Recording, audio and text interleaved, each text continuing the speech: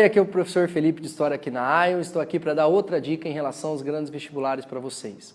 Outro tema muito abordado é o do Estado absolutista, onde normalmente se utiliza determinadas temáticas que, novamente, sobre o âmbito cultural, são importantíssimas para, de alguma maneira, amplificar aquilo que normalmente é tratado.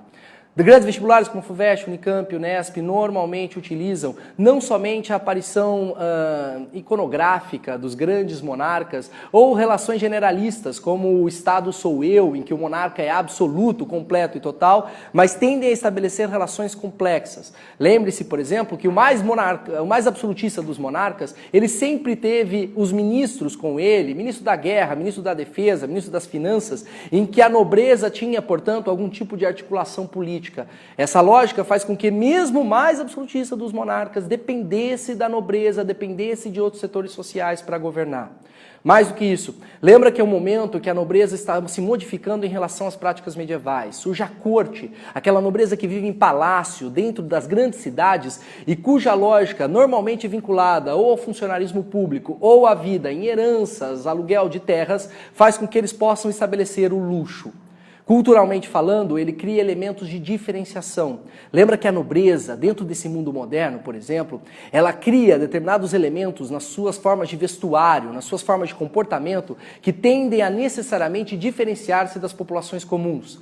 Esse nobre, por exemplo, usa perucas com o intuito de disfarçar qualquer tipo de mazela no corpo ou qualquer tipo de falta de cabelo. Ele deve mostrar sempre a aparência de estar limpo, enquanto o pobre, por referência, é o sujo. Essa limpeza, por exemplo, aparece na pele. Esses caras fazem da maquiagem, por exemplo, utilizando determinados tipos de substâncias, casca de ovo, a tentativa de sempre aparentar o branco na sua cutis como diferenciação do pobre, que normalmente, em contato com relações muito piores de urbanismo, formas muito mais violentas, muito mais tristes de viver, como, por exemplo, a presença de grandes esgotos, a presença de falta de saneamento, normalmente tem doenças de pele, normalmente tem doenças que aparentam. O nobre tem que mostrar que isso não o afeta.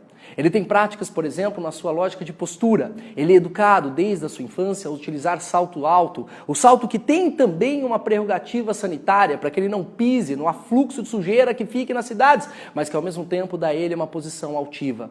A nobreza, ela vive nesse sentido de estabelecer essas premissas de diferenciação. Ela cria uma lógica de luxo que faz com que a sua vivência em grandes palácios, como o Palácio de Versalhes em Luís XIV, sejam grandes símbolos de ostentação e de vivência absoluta dentro dessas cortes. Esse tipo de tema que busca, principalmente os elementos culturais, são fundamentais nas cortes absolutistas. Lembra que a grande síntese aqui, portanto, de quebra desse processo se dá por parte desses grupos não privilegiados, como burguesia, campesinato, sans-culotte, por exemplo, os miseráveis urbanos, em se ver em detrimento perante essa nobreza.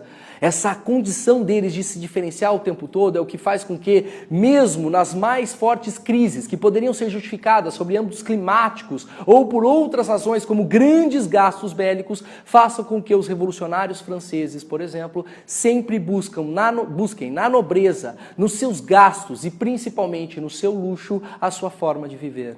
Assim, portanto, sempre buscando essas conexões, essas lógicas de vestuário, essas lógicas de comportamento como diferenciais da nobreza. É assim que você vai garantir uma grande questão, um grande vestibular. Desejo a vocês uma excelente prova e estamos aqui prontos para próximas dicas em relação a